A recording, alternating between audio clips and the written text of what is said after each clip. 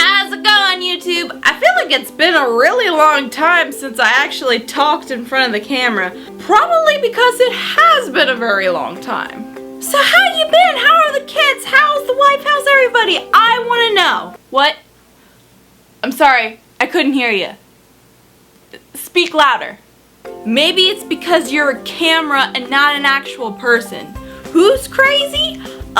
This gal right here. But anyway, back on topic. So the farm is actually really overflowing with corn right now, and I'm like, light bulb! Why don't we go ahead and put that corn into use and do another baking / cooking video? And it was actually recommended to me by a couple of people who, just in passing by, sort of talking about it, on making corn fritters. Now, I have never had corn fritters before in my life.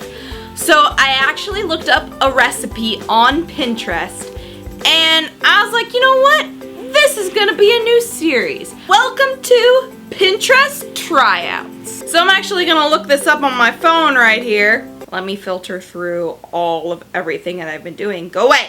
So on Pinterest, all I did was go to just corn fritters recipe up into the search bar, and I think it's the second one. I don't know, it kind of depends if you're doing it on your computer or on your phone, but basically it's by Kitch Me. So I followed Kitch Me's recipe, so we're gonna try that out. I've never looked at this recipe before, so you guys are gonna see it firsthand, and we'll see if this recipe is good or not. So first things first, we're gonna get the main ingredient, and that's your corn. Now the main recipe actually calls for canned corn, but us true and natural farmers that we are, we're not gonna do that. We're gonna get it fresh and out right there in the field. This brand of corn is called Providence, and what we're gonna do is we're gonna heat up some water, we're gonna get it boiling. You guys wanna maybe fill your pot about halfway and just get it, boiling up, and set in your corn. We did about 4 years, and this actually summed up to 2 batches of corn fritters. So adjust your recipe accordingly. Once you get that back to a boil, you're gonna go ahead and time it for 15 minutes. Once that's done, go ahead and get yourself a poker or tongs or anything like that to get that corn out. Set it on a towel, anything else that you can have the corn cool down in, and just wait a couple of minutes until it's all cool so we can scrape off all the kernels later. During this time, I actually want to set up my Fry Daddy because that kind of takes a little bit of time to heat up. Now for those of you who are not using a Fry Daddy, you can actually skip this step because you're going to heat up your oil later on in a pan or whatnot. But if you are, you're gonna have to wait a couple of minutes in order to get your Fry Daddy to heat up a little bit.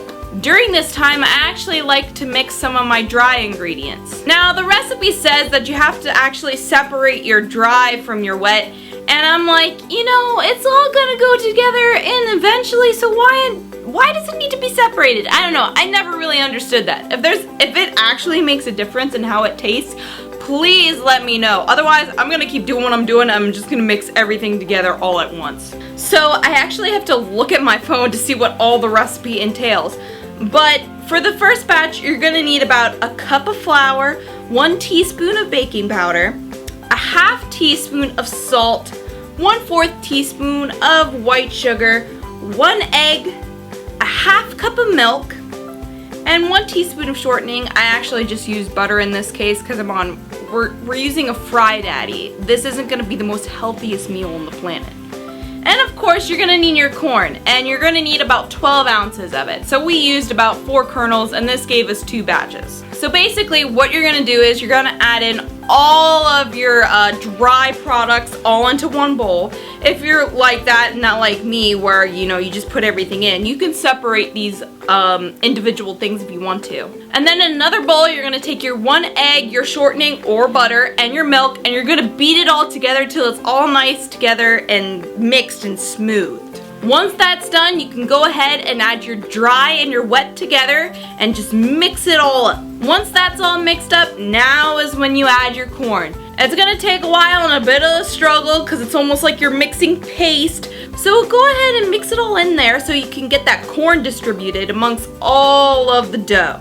I actually like to place my dough in the fridge for maybe a couple of minutes just so it kind of really all sticks together and hardens, so when you put it in the Fry Daddy, it'll stay together and it won't spread out. Now you're ready for the Fry Daddy or fry panning process. I get about 1 big tablespoon and just plop it all in there.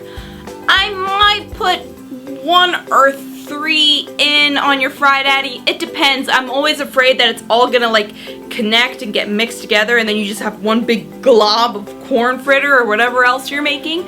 So I try to put as little in there as possible so I can be able to manage it with my little spoon, Fry Daddy fork thingy, whatever I got there. And you know, you just watch it until it's golden brown.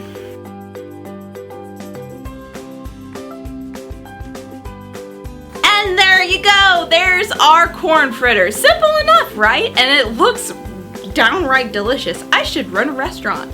Alright, so I got a corn fritter right here. I'm gonna try it.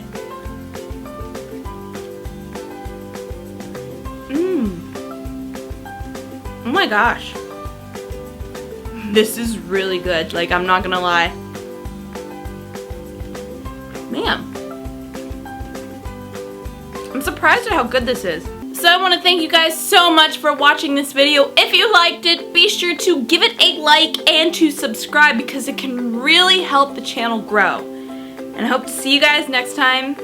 And I hope you enjoyed the show. Bye.